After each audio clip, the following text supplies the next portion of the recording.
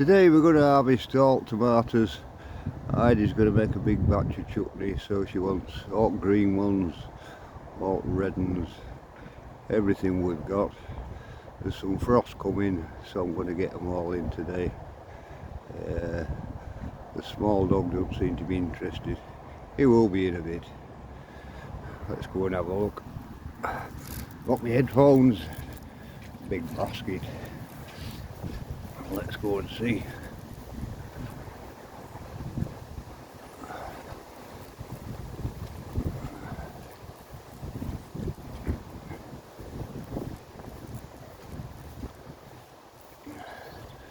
First thing I notice is the potatoes.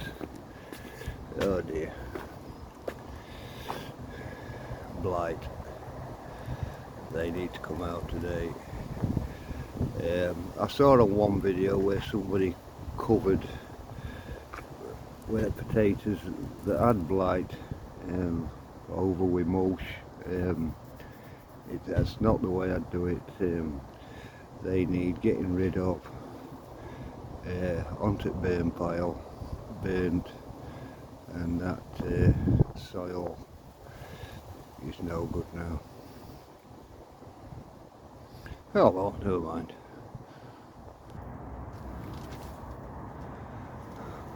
We'll get all these ones off. They're all finished now.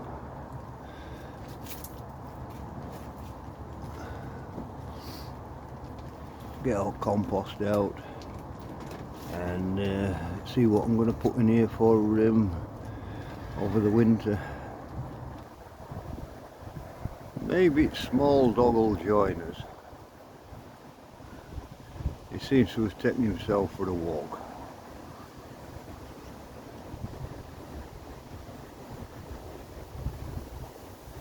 Is he coming? He might do. Seems to be on his way now. Here he comes.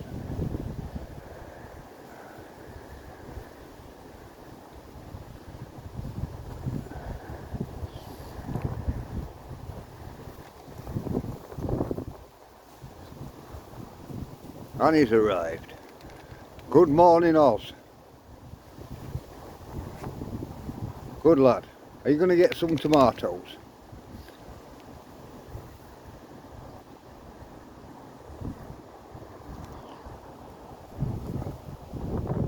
Good lad. Come on, mate. That's tomatoes harvested. It absolutely blasted it down with rain, so I now enable assistant. That's them all. I don't know how much that weighs. Okay, so I've emptied the tomatoes into a basin of cold water and I've put a squirt of vinegar in. I just had malt vinegar, so that's what I use as a bit of a disinfectant. What I'm going to do now is wash them all, and then I'm going to put them into this colander and then into that bowl so that I can weigh them. And once I've done that, I can then work out the ratio of the other ingredients.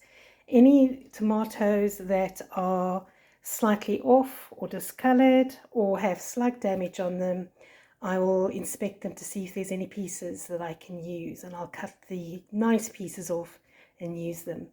But we have a nice mixture of green tomatoes, red tomatoes, all different varieties, and those little yellow ones are called lemon drops. Okay, so I've washed and sorted through those, and that is 4 kilograms of tomato. 4 kilograms 100, so we're going to go with 4 kilograms. I couldn't resist saving a few of those lemon drops for us to have a salad. You can see I've emptied my sink and my dishwasher is empty as well, which I'm starting to refill. So if you start with an empty dishwasher, it makes things easier. So my next step is what I want to do. I have my jars ready to go in the oven. I switch the oven on from cold at 150 and let them actually heat up. They'll stay in there until I actually jar. But it's going to be a couple of hours, so they are sterilized, but they will be completely sterilized. So my original recipe which I got from morelandeater.com, is worked out on 1 kilogram of tomatoes. So what I need to do is just times everything by 4. I need to get 2 kilograms of onions done, and ratio up my garlic and my ginger. I might not have enough fresh chili, but what I'll do is I'll compensate with it by the dry chili. So I'm going to do all that. I'm going to slice the onions and prep them, and then I'm going to come back at that point. Okay, so here are the ratios that I've worked out on the recipe. Like I say, the original recipe is for 1 kilogram. This is 4. Now I need 2 kilograms of onion, red onion, and I only have 670. So what I've done is I've got Fred to go and pick me some white onions out of the allotment, and I'm going to make the difference up. So I'm going to food process those, and when I get to the next stage, I will show you what I've done to adjust for the fact that I don't have enough fresh chilies, and also what I'm doing about the ginger root as well. Okay, so in the pot I have the onions, the herbs, the salt, paprika, also the lumps of garlic and ginger. Now, before I process the tomatoes, I'm going to add the sugar in.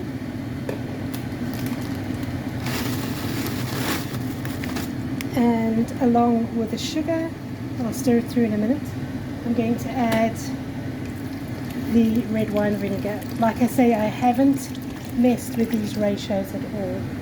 They are exactly the right ratios for this amount of chutney that I'm making, and the salt is exactly the same ratios. So I'm going to let that cook down a little bit, and then I'm going to start to put the tomatoes through the food processor and add them to the mix. So I shall come back to you in a little bit when this is cooked down a little bit and I start to do that.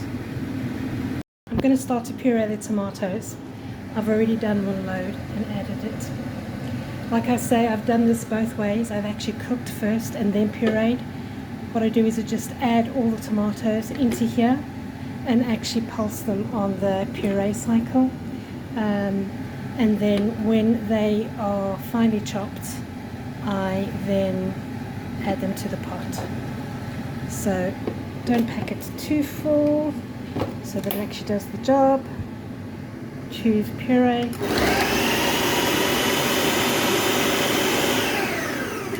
Don't do them too fine, and then take them out and just add them to the pot. Now this pot looks like, whoops, forgot the blade.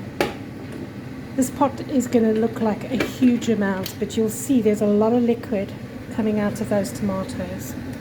So what will happen is it will actually reduce down, and as it reduces down you'll see the color start to change, and those are the indicators that I look for when it's ready rather than time. So for now I'm going to just do the rest of those tomatoes. This pot will be very full, and then I'll bring you back at intervals through the cooking down process for you to see how it reduces and also to see how the color changes. I've got the fan on because when I put the chili and everything in, it kicks up those fumes and makes you want to choke. Okay, so that's all the tomatoes pureed and in the pot. You can see that's a huge pot, but by the time that is reduced it'll almost be half. What happens when it reduces down, it actually gets darker in color and thicker. I'm also going to take the opportunity to just clear the decks. I don't know about you, but this is a long process. I'll probably sit and watch a movie now in between.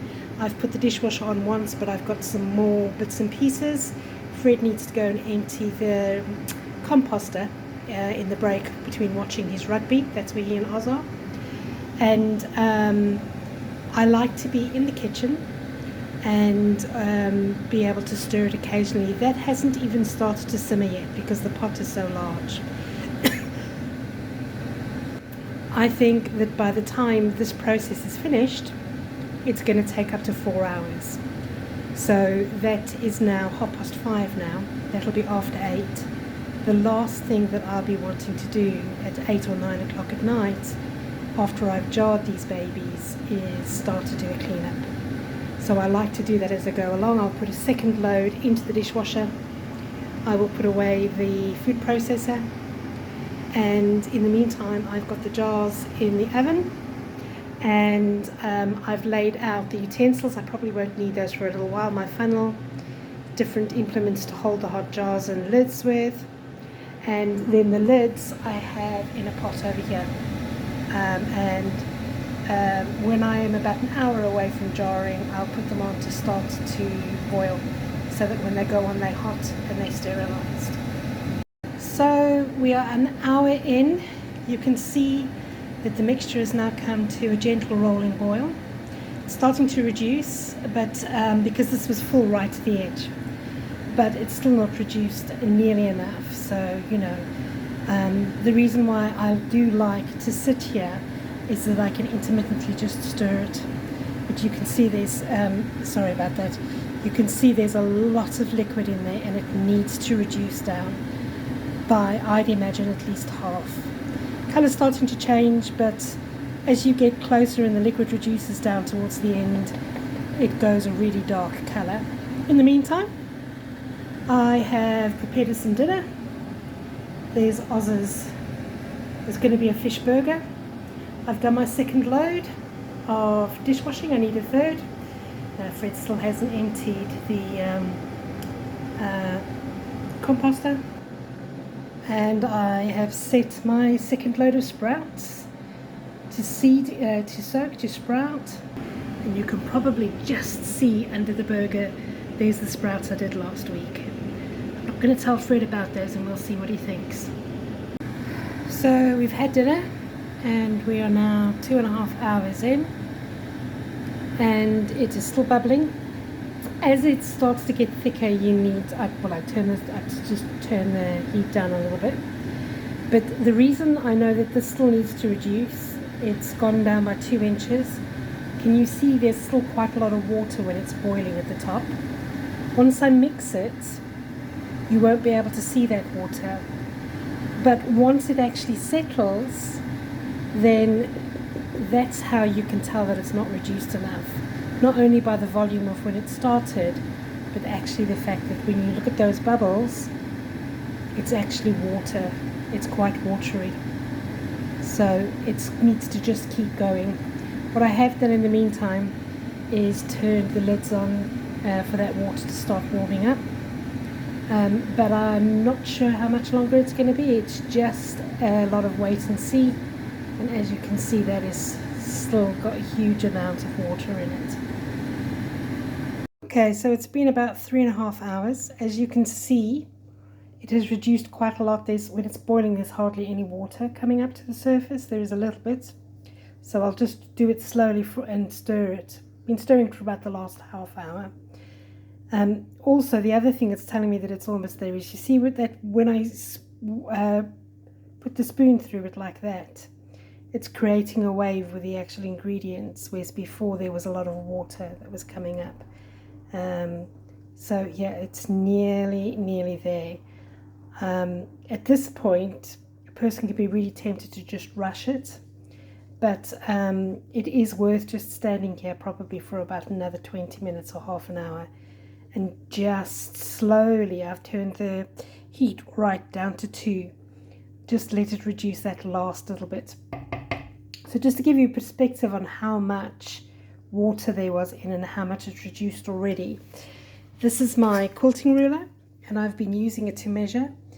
And if you have a look, 3 inches is that much, and so that is a huge amount of water that's actually reduced out of it. Okay, so we are there. You can see it's got a lovely colour. There's hardly any water coming out. When I'm stirring it, you can actually see the ripple by the ripple that it's very thick. So I am going to now start the drying process. I just need to get them out the oven. They're going to be hot. Everything is hot. when I do this jarring, and there are the lids, they're bubbling away. Okay, so this is the setup, and this is the reason why I put the tea towels down, because I can have that there.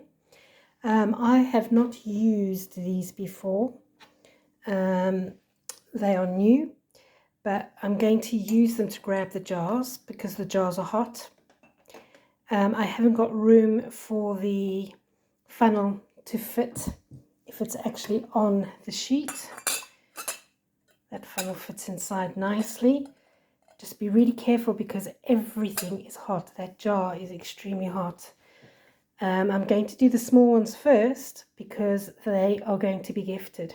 So I want to make sure that the 6 that I've got are filled. And I'm going to take a scoopful and fill the jar with a hot liquid. Try and get it as full as you can, but leave a little bit of headroom. Then this has got a magnet on. Like I say, I've not used it before, so I'm going to go over to the pot and grab the lid. So I should be able to take the lid out using the magnet. That works really well, even though it's hot. That you wipe any spills around the jar, that the mouth is absolutely clear. I've dried this lid, and I'm now going to turn it on and fasten it as tight as I can. And then at this point in time, if you don't have this where this is actually pulled in, don't worry. That happens as it's cooling down. So I'm going to jar these up and then I'll see you at the end. So there you are. I have bottled them all up. I have the 6 that I want to give as gifts, 4 that are kind of for 500 ml, a large couple of extra ones that I had to, that one at the back that says gherkin. You'll notice that that hasn't sucked in, and like I said, that will happen when it cools. I had to do a couple of extra, that one was extra and that one was extra and that one was extra. I'd run them through the dishwasher earlier, so I just had to pop them into boiling water and re-sterilize them. And their lids, and there you are, the job's done. So we have 6, 10, 12, 11, 12, 13, 14 jars, and I'll come back tomorrow. I'll let these cool overnight. It's about 10 o'clock now, so let them cool overnight, and then tomorrow I'll produce labels for them with a dynamo labeler. And you'll see, I'll test this for you tomorrow, but you'll see tomorrow that that will actually suck in as it cools. So anything that is at the moment got a button that's pressing that's not actually sucked in, that should be sucked in tomorrow, and I'll show you. But it is now 10 o'clock at night, so it's a long process, but so worth it. And that's me. I'm going to sit down with a cup of tea now. Okay, take care. Good morning. It's the next day and everything is nice and cool.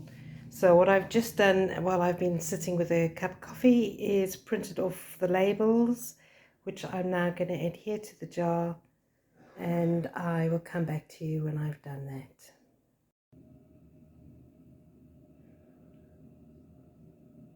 There you go. Job done, labeled and ready to go.